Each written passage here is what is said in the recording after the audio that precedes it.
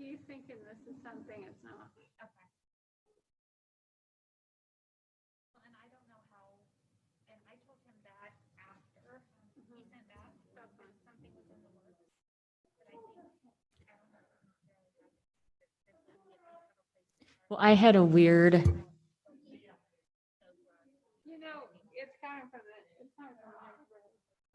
For what? Aaron's neighborhood, the east end. That made its own sign. So that's awful. I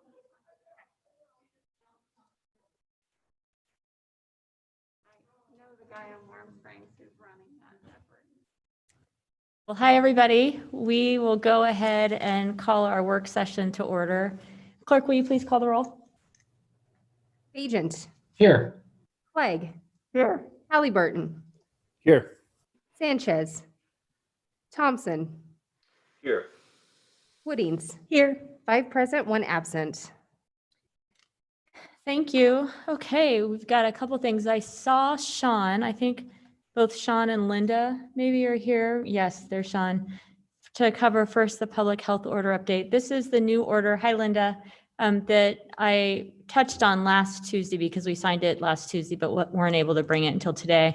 And we asked Linda and Sean to come and join us today to explain the process that the public can go through to get approval from the health district for particular events.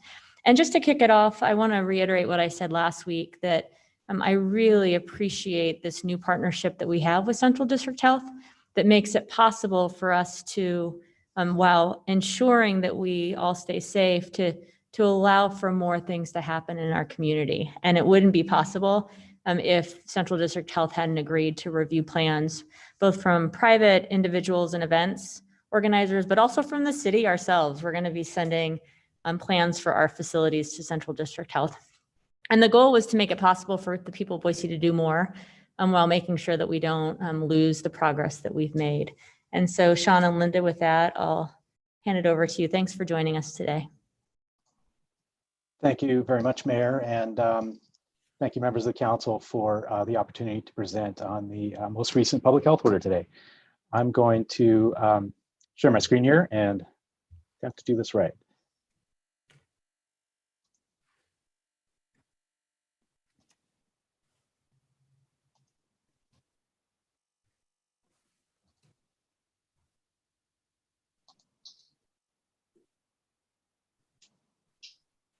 Okay, everything look about right there? Yes, we can see your screen. Okay, thank you, Mayor. So once again, thank you for the opportunity to present today. We're going to give a brief overview of the Public Health Order number 20-15, which was signed by the mayor and made effective on March 2nd, 2021.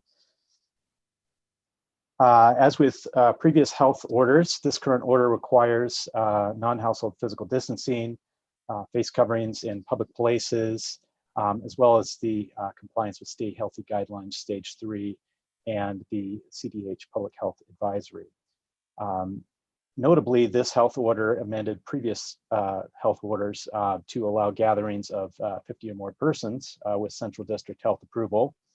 CDH, in its function as a public health district, has the expertise and capacity to review safety plans for large gatherings and ensure alignment with applicable public health guidelines and protocols.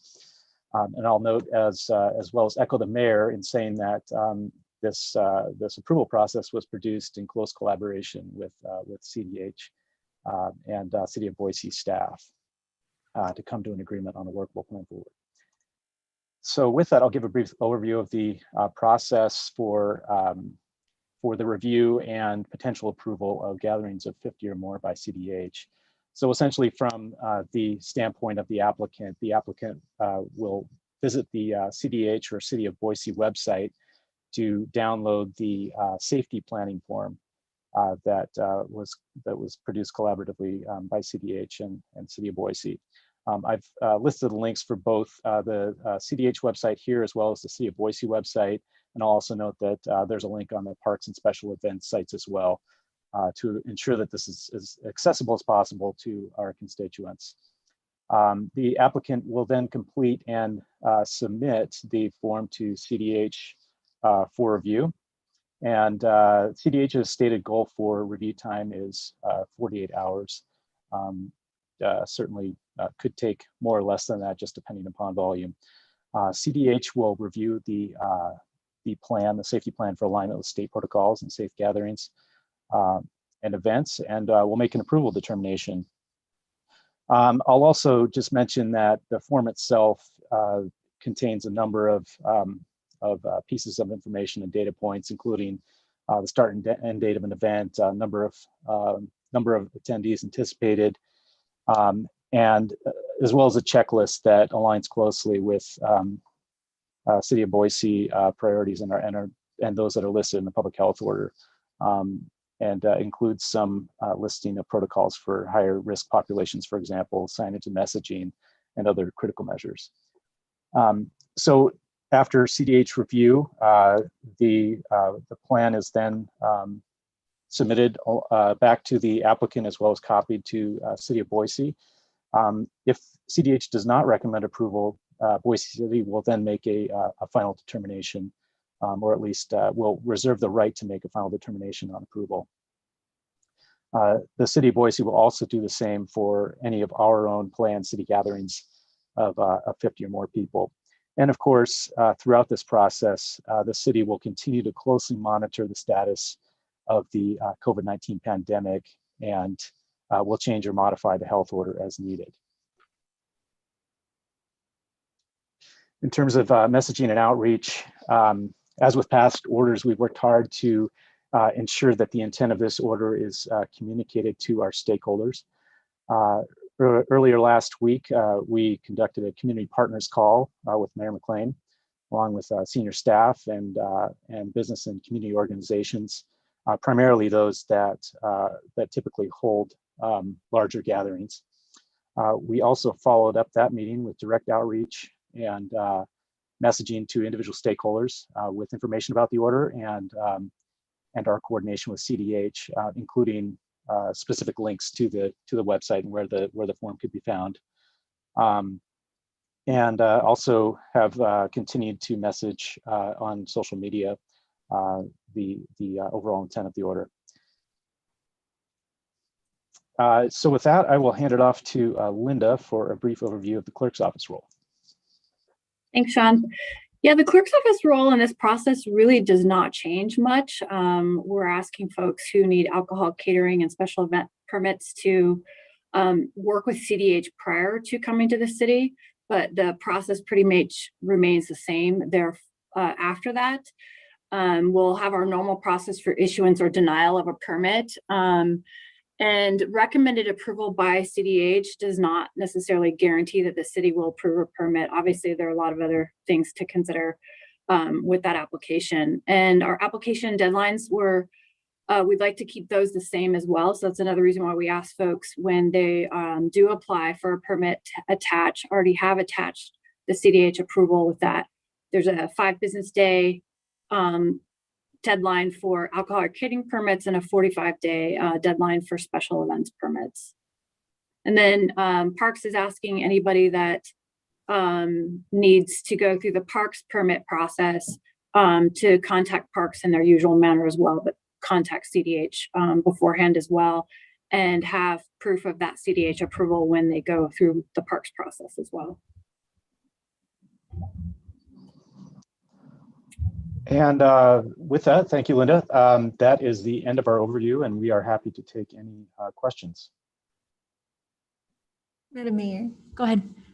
Sean, you kind of laid out what the process will be. Are those from on the CDH side, and then I understand on the city side, it'll be a staff level approval. Will the CDH be a staff level approval as well, or will that go through the commission? Mayor McLean, Councilman Woodings, the CDH review will be a staff level review. And their review will essentially be a recommendation, not an explicit approval. I think it's important to note that, but it will be a recommendation based on their role as a public health agency, and then return that recommendation to the City of Boise. Great, Madam Mayor, one follow-up. Are we also providing any guidance on how to safely put on an event? Or is that kind of just directing people to CDC guidance? Mayor McLean, Councilmember Woodings, great question.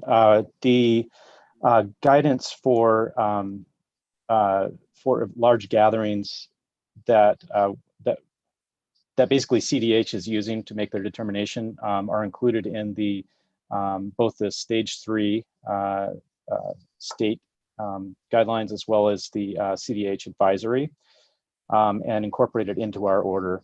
And then additional measures that are explicitly incorporated into our order also apply to gatherings. But for the most part, the protocols that are listed in either that CDH advisory or the stage 3 stay healthy guidelines are those that we will expect businesses and organizations to comply with for their large gatherings.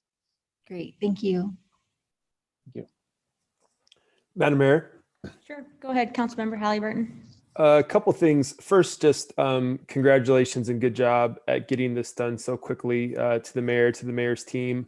I know that this made it the rounds to the nonprofit sector pretty quick, and I really appreciate the outreach that was done there, and the feedback that I've gotten so far from different organizations has been super positive, and the follow-up that you've, Sean, that you've given them personally has been really fast as well. So thank you for the hard work there. I'm just a little unfamiliar right now with what we're doing as far as our special events committee goes. So typically, if an organization is putting on an event, they go into a room and they sit down, and they've got the fire department there, they've got ACHD, the works, police department. Are we still doing virtual formal settings in that format, or as far as special events, are we not doing things of that scale that would require the full special events committee meeting? Yeah, Councilmember Halliburton, this is Linda. I can help answer your question. We have not actually had special events committee meetings in quite a few months because of the health order and the limit on crowd size gatherings. There hasn't been a need. But we are starting to get some special events applications in right now. And so we anticipate restarting that committee, and it has been virtual in the past, and we honestly haven't decided whether we'll be virtual or hybrid at this point, but we do anticipate a meeting coming up in April to start reviewing the event applications that we've got and to start discussing specific considerations for those events. And Madam Mayor, just quick follow-up. Sure. And so the same process would be done there. Somebody would go to Central District Health to get that approval first, and then the special events committee would happen. Wonderful, great. Again, thank you for all the hard work and the fast work that's done on this. I know that they're from all sorts, whether it's sports or arts organizations or you name it. I think this is something that's all on people's radar, and being able to host events like this that continue to build community and explore ways to bring us back together while doing it safely is so important. So I really appreciate it. Madam Mayor, Go ahead. one question. I'm not sure if this is for Sean or for Linda, so we'll see maybe who pipes up first. There's some confusion with respect to youth league sports, like for instance, soccer. Who is the applicant for that process? Is the city going to handle that application? Will each league need to apply separately to CDH, or is it a team by team basis? How does that workflow? How do we envision it flowing? Yeah, that's a good question. My understanding is that the event organizer who's sponsoring if it's a tournament, whoever's sponsoring the tournament, or if it's a specific team, whoever's organizing that specific game, or the like, would need to be the applicant with CDH and fill out the form with CDH, and then contact Parks for the permit for the use of the Parks facility. Okay. If I can follow up. Let me jump in here too, just to clarify. Each sports league that is currently in their planning for games should have received communication from the Parks Director, the Parks Department, with an explanation of how it works. So, because in some instances, like the Simplot fields are ours, and so there's a field complex plan, but each of those teams or clubs that might use it needs to work with the Parks Department to make sure that everybody's in agreement as to how the games play out. So if anybody is, if you're getting correspondence still from individuals, you should direct them back to their teams, because now their team leadership has received communication from the Parks Department on how they will partner with us to make sure everything's done safely. Okay, the big takeaway being that the Parks Department is coordinating that effort along with the leadership of the leagues or team. That's where the workflow is happening. Yeah. Great. Madam Mayor. I was just going to say thank you for working to make this happen. I had had a lot of contact from a lot of sports teams, and since all of them, at least the ones that contacted me, had received guidance from their club about how this would work, and they seem very pleased with it. So apparently whatever Parks did is working, at least from the input I've gotten.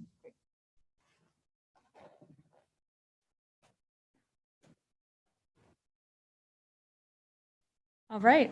Well, it looks like that's it, Sean and Linda. I want to thank you both for the work of your teams in helping make this possible, in addition to the thanks that I gave to Central District Health early on. Because as we said last week, we started talking about the possibility on what was it, a Monday or Tuesday, we learned that there was only now an advisory at the county level, but because there was an advisory, and we will continue to have an order as the largest city and economic engine of this region.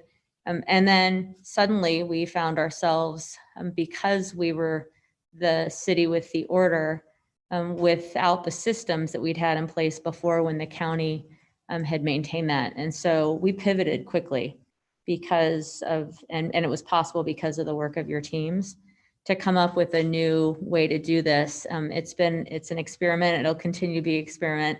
Really appreciate the thinking that you put into it and the partnerships we've been able to build because of it. And I'm optimistic that this will make it possible for so many more things to happen in our community while keeping us all safe.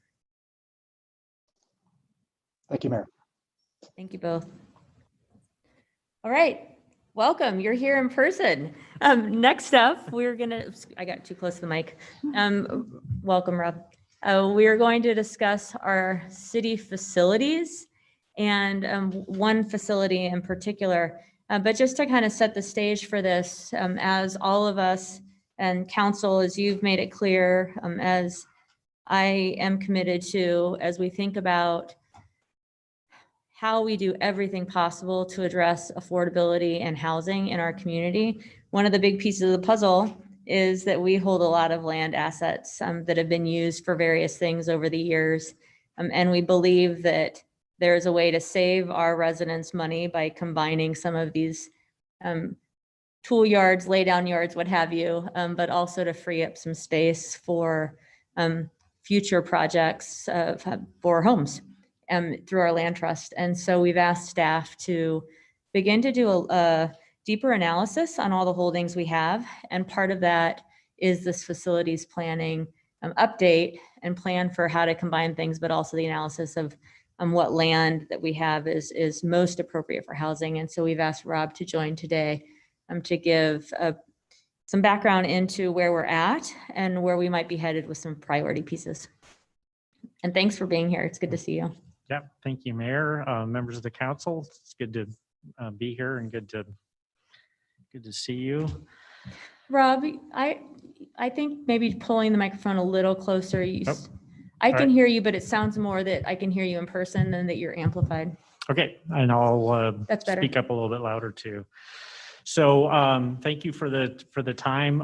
Over the last year plus, the facilities team has been looking at our kind of longer term plans for meeting our building needs. And tonight, as Mayor indicated, we want to talk a little bit about our support facilities. And a primary interest, I think, is what that means for some of our key downtown sites.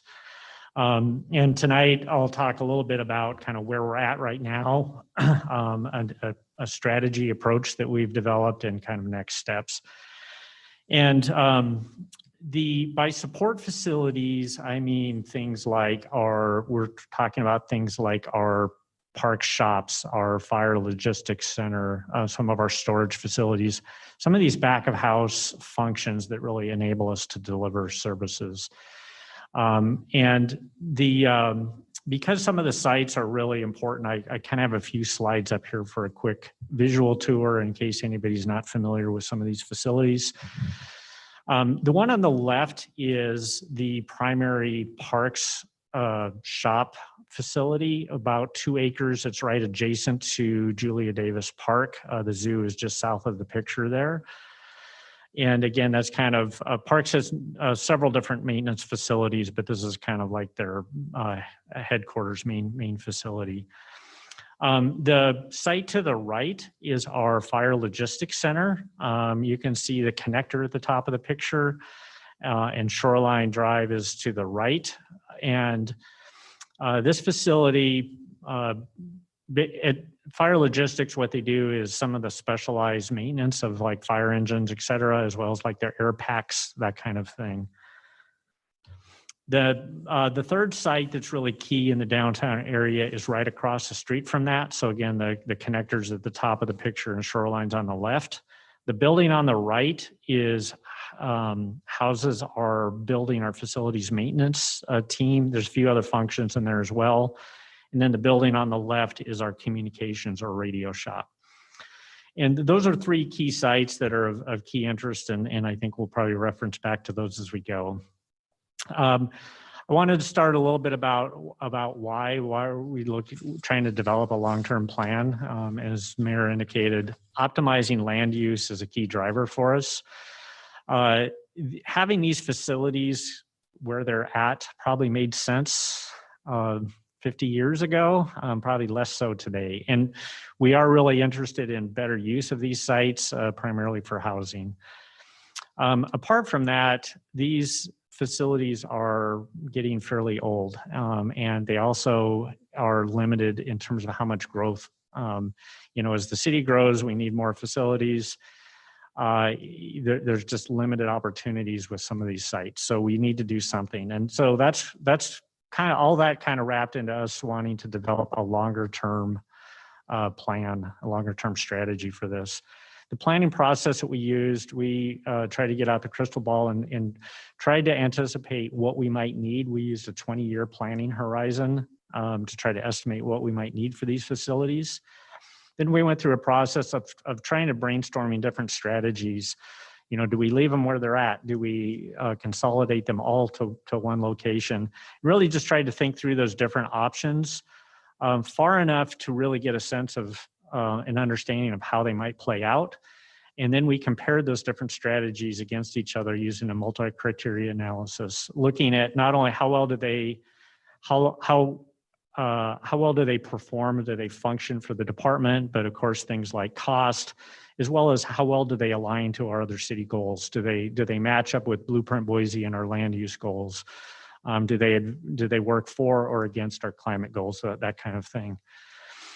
And so that's kind of how we developed our strategy. And before I talk about it a little bit more, just a little bit more background on our existing facilities. This is maybe a little bit hard to see, but on the map to the right, there's different little kind of cartoon icons of where our existing facilities are. We've talked about several in the downtown, the park shop, and facilities, communications, fire logistics.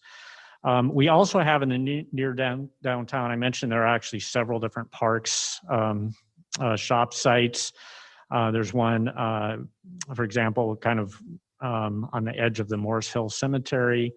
And then the little box things, if you can see them, are different sites that we lease for storage. Some for our record center and our archives. Police leases a facility out in the southeast. And of course, we've got our fleet shop and forestry shop and that are west of the airport. A couple of things stand out to me when I looked at this map and why I kind of wanted to show it. One is the vast majority of these sites are they're independent sites. They're kind of at different locations. Even if they're close to each other, most of them are again, kind of independent operations. The other thing that stood out to me is like how many are right in the downtown or right adjacent to downtown. So that's kind of our situation today. The strategy that we've developed, at this point, this is still a very high level strategy. I continue to use this travel planning analogy of right now we've kind of decided the direction that we want to go. Like we're going to go to the Oregon coast next summer, but really the next step in this is really to start to detail out when exactly are we going to go? What are we going to see along the way? Where are we going to stay? That's kind of still a lot of questions, and that's really the next phase of this. But the strategy that we landed on was to establish a new campus. We know it wants to be an industrial zone. We're thinking probably west of the airport. Makes a lot of sense just because that meets the land criteria and yet is reasonable drive times, proximity to the facilities, to the services that these facilities support.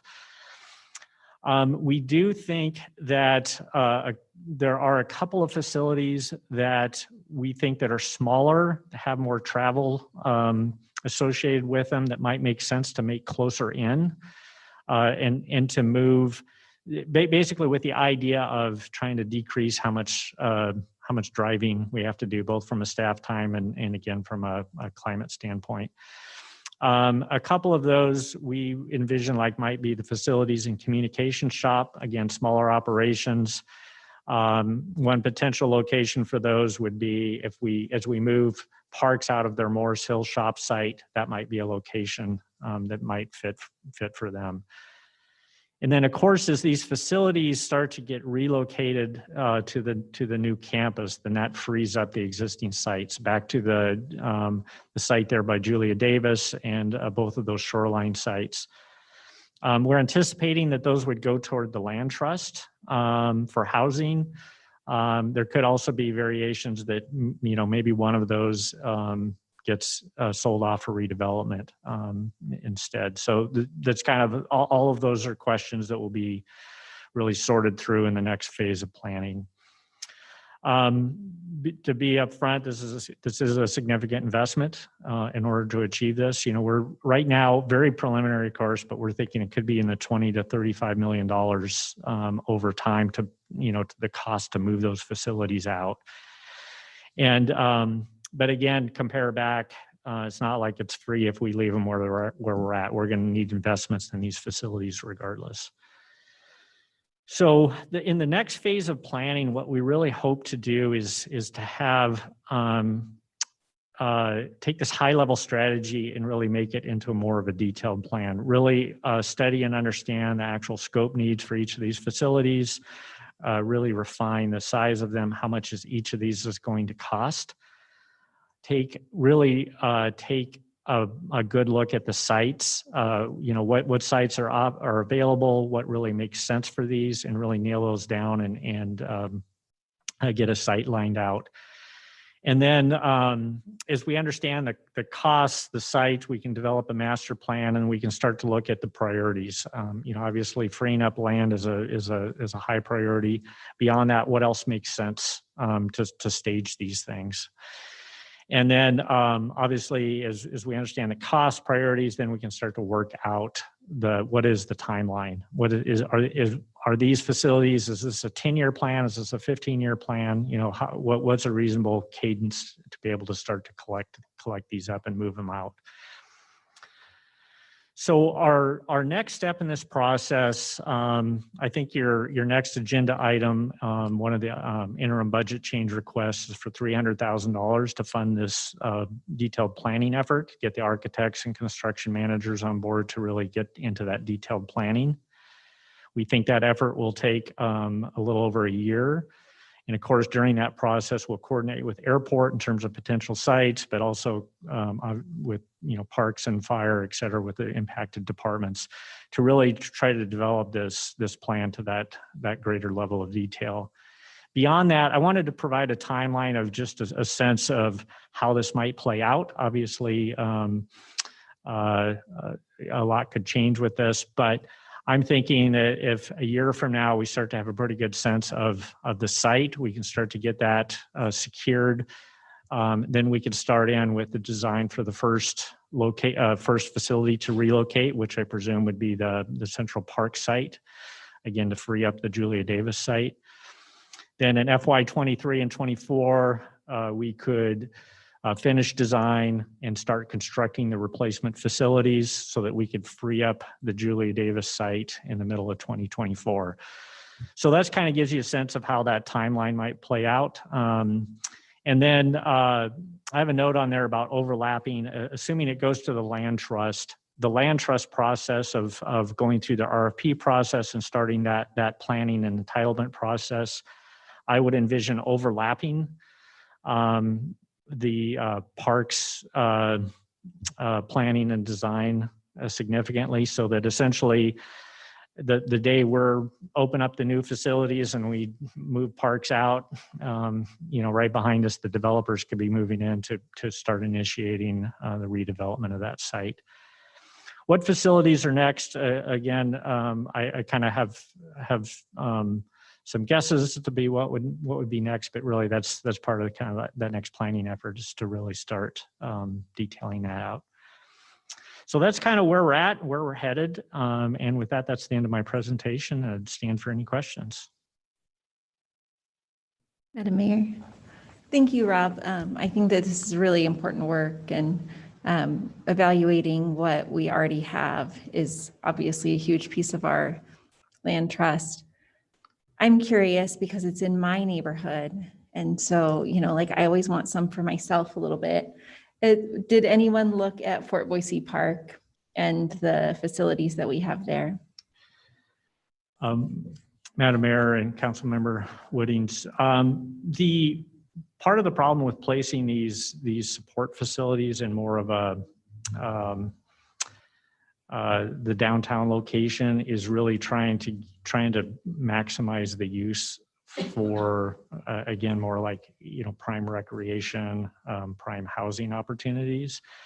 And that area, unless we want to sacrifice like some park type functions, then we kind of envisioned that we would want to move these more industrial uses more out into industrial zone, as opposed to, I think most of that area is ultimately zoned and planned for more park type facilities. There are some industrial type functions, like the Bureau of Reclamation has their laydown yard in that area. But again, we kind of see that more as like the old and not where we want to go, if that helps. It does, thank you. And I had forgotten that large laydown yard was actually Bureau of Reclamation and not City of Boise. I know that there's a little bit of kind of storage type function near the tennis courts. So I wasn't sure what was going on with that, but thank you. Sure.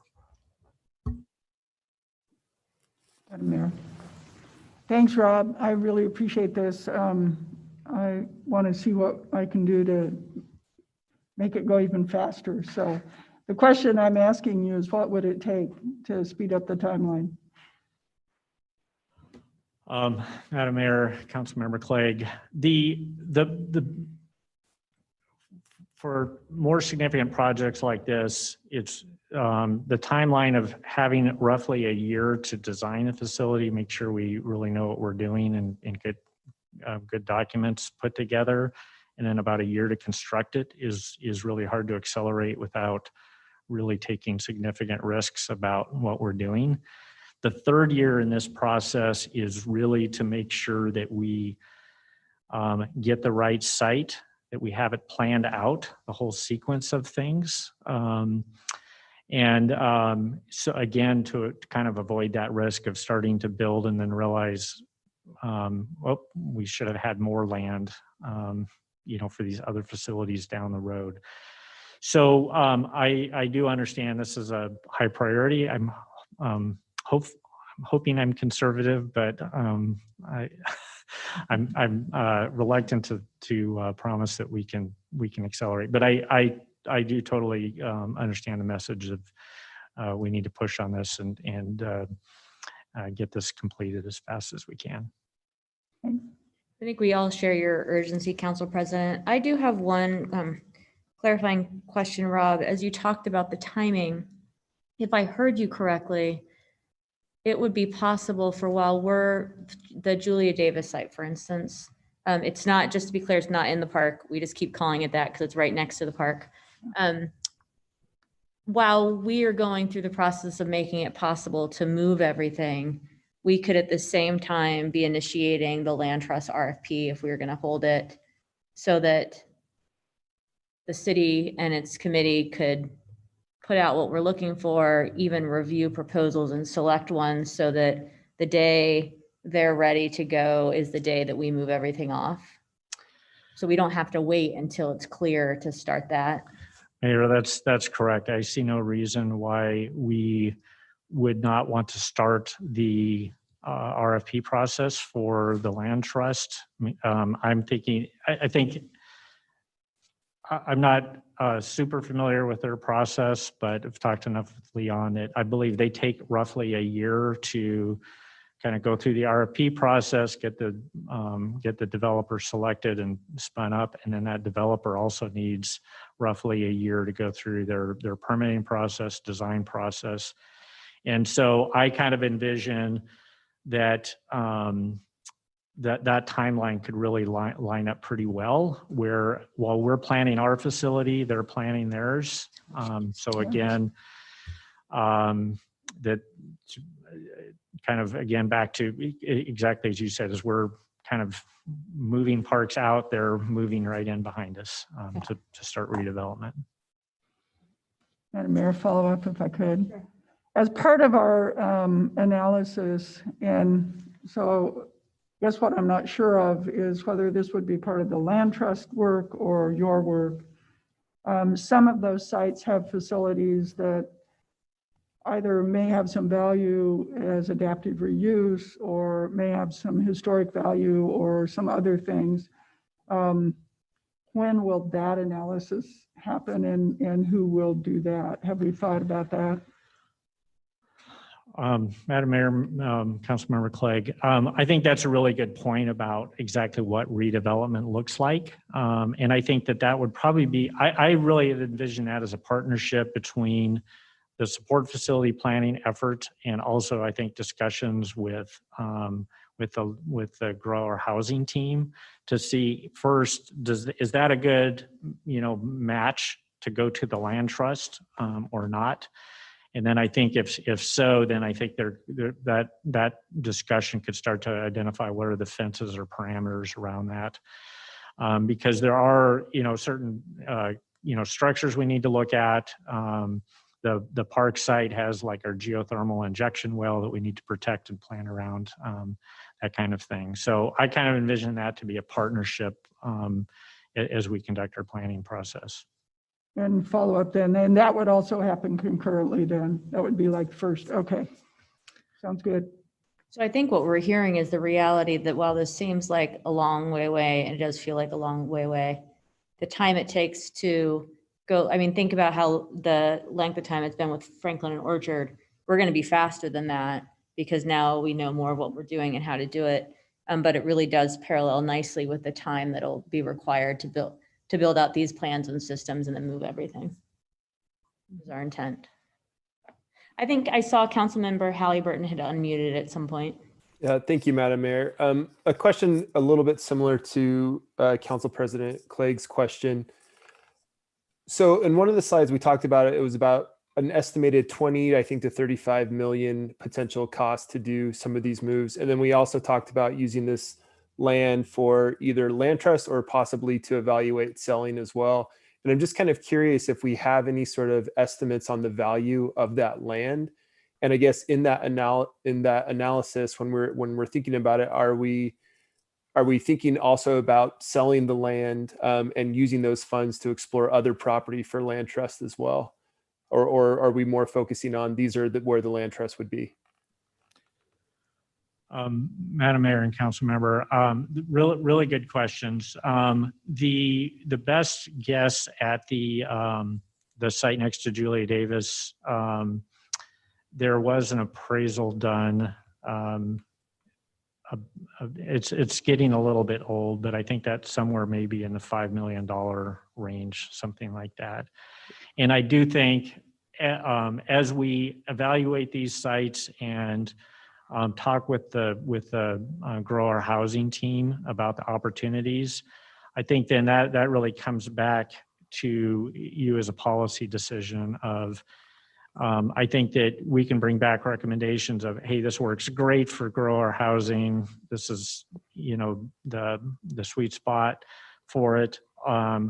Or it could be like some of these sites, like especially like some of the shoreline site, maybe one of those sites maybe doesn't work so good for housing, then we could come back and with that kind of recommendation. But ultimately, that is a policy decision as we frame up the opportunities for you to decide, is it better?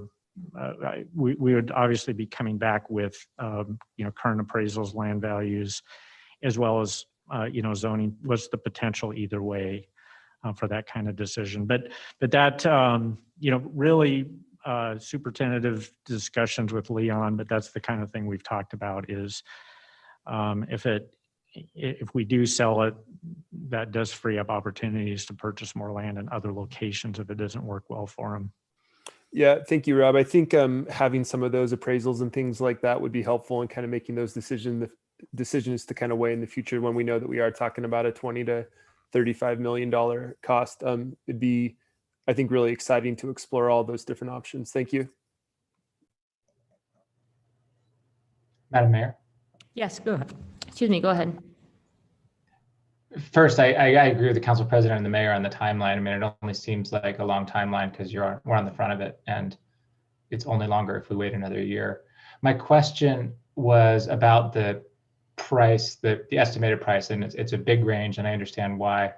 Does that? But I just wasn't clear. Does that include the potential price of acquiring property in this industrial area, potentially west of the airport, or are we thinking about using existing property that we either have a right to or own, or is that 20 to 35 million just the cost of moving and then building out our facilities?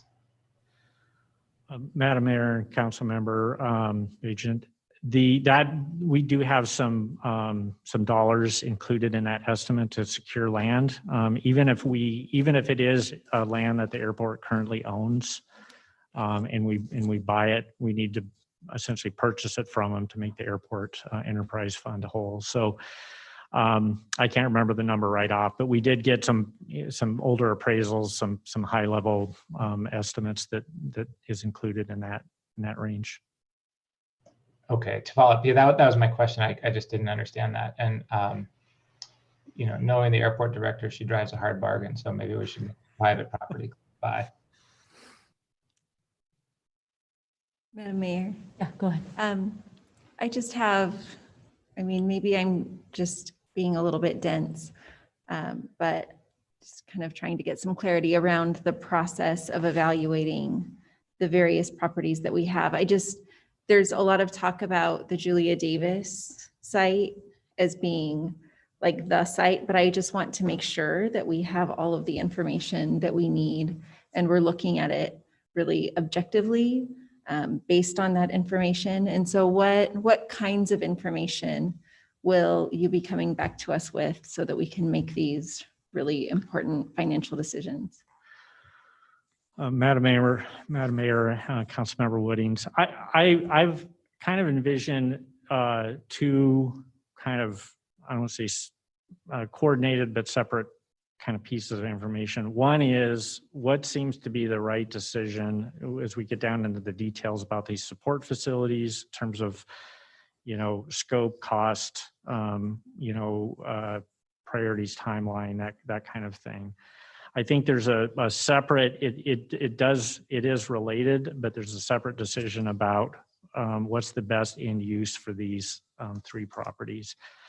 And from that, to be frank, I haven't given as much thought into that decision-making process.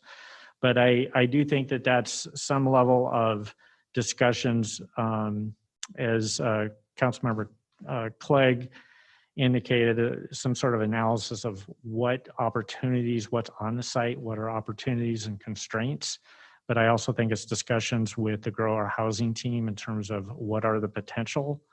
Does it work good for housing? Is it some sort of split decision kind of thing? But then I think that we would come back to you with all of that information about, these are some of the challenges or opportunities with the sites. This is the Grow Our Housing team's perspective. I think the financial information that Councilmember Holly Burton mentioned is key, so that again, that there can be kind of that policy decision of site by site, what's the best use for those. Thank you for wrapping that all up for me. I understand it much better now.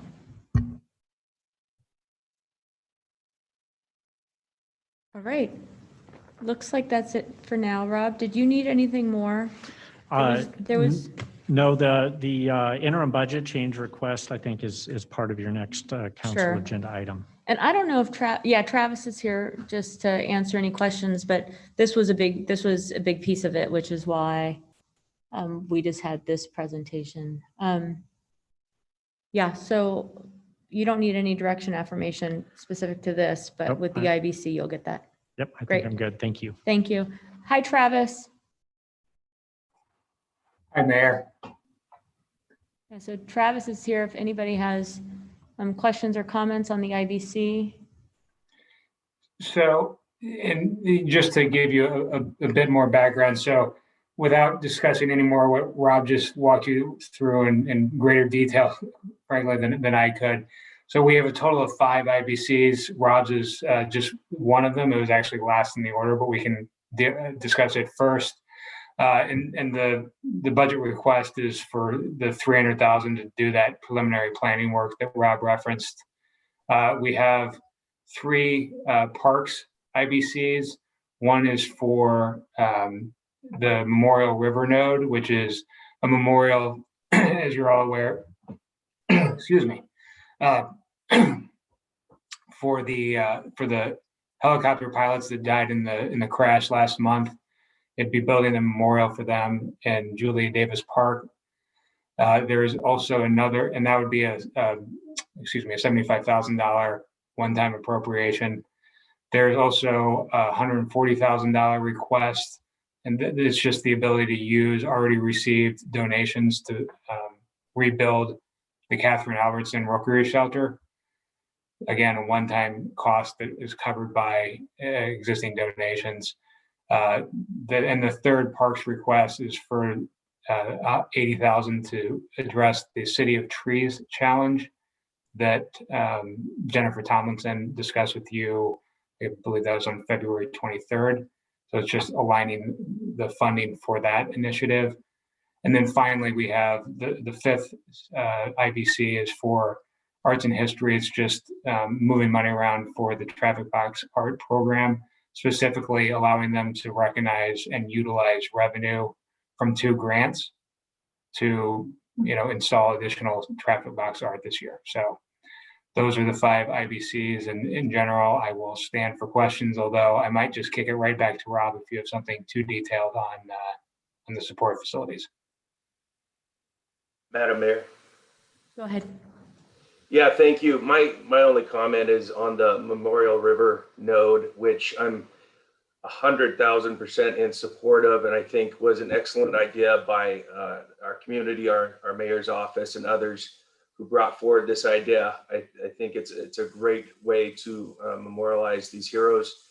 I'm sure it's not just myself, but others have heard from others within our community over the week, and really reminded of the sad and horrific incident that also occurred 6 years ago with other Guard pilots. In particular, Stein Gerhard and John Hardaway lost their lives in the Apache crash next to the airport. And I think it's important. I know that from others in our community, their widows still live here, some of their parents, and it would be a great thing to consider to include them and any others, past or future, as part of this great memorial for these heroes in our community. Absolutely, council member, mayor. I will absolutely make sure, if Jennifer Tomlinson is not listening right now, I will make sure to deliver that message to her. Thank you. Madam Mayor. Go ahead. Thank you, Madam Mayor. And just because I don't want to leave my brother hanging out there by himself, Councilmember Thompson is correct. We have received messages from different members of the community. It is unfortunate when we try to honor a situation like this, and the intention is 100% good, that unfortunately in that effort, other people are made to feel excluded, and like their loved ones don't hold the same value in our community. So I'm not exactly sure the way around that, but it is important that we convey that we have received those messages from other people. So thank you, Travis. Of course. Madam Mayor. Thank you. Travis, just a real quick question. Although it's not very much money out of the neighborhood reinvestment program, I assume that arts and history will be, that these traffic boxes will be in neighborhoods, or where are they going to be located? So I'd have to get back to you on exactly where they are. The interesting thing is the one that neighborhood improvement is paying for was part of I think it was a 2018 or 19 traffic box program. The transfer just was never made. So this is just moving the budget over to traffic box art and allowing them to spend the money this year.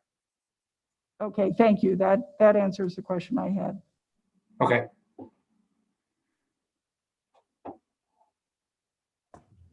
Madam Mayor? Yes. Hearing no more questions, I would move that we approve the interim budget changes as presented in the March 9th, 2021 memo. Second. We have a motion and a second. Clerk, will you call the roll, please? Clegg, Yes. Halliburton, Yes. Sanchez, Yes. Thompson, Yes. Woodings, Yes. Bajent. Yes. All in favor, motion carries. Wonderful. All right. And with that, we don't have an executive session I don't think so, do we? that I know of. So we'll be back at 6, everybody. All right.